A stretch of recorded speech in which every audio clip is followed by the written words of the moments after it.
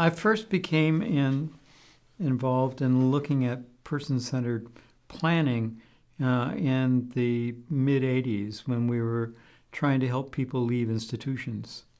And we were looking at doing person-centered plans so that each person moved from the institution into a life that they desired.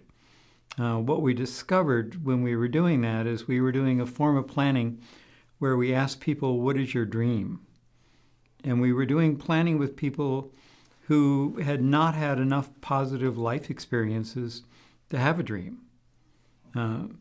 They basically were saying whatever they thought we wanted to hear so that they could get out. Their goal was to move. Their goal was to leave.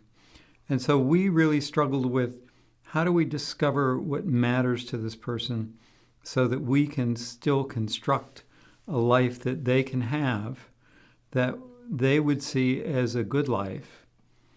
And then after having a life where they had positive experiences, things to try that they enjoyed, then we felt after a few years they would probably be able to tell us what a dream would be like.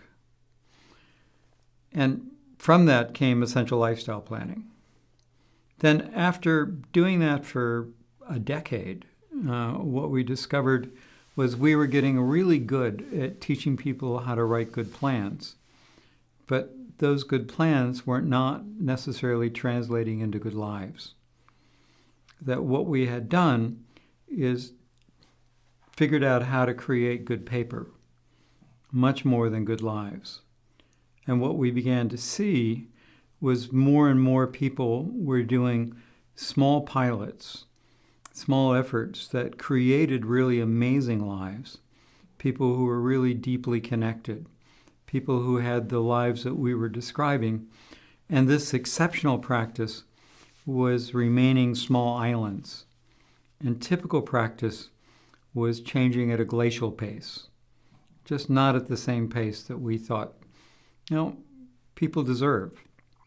That everyone who's receiving services should have as a goal the same kind of life that people who are receiving exceptional services.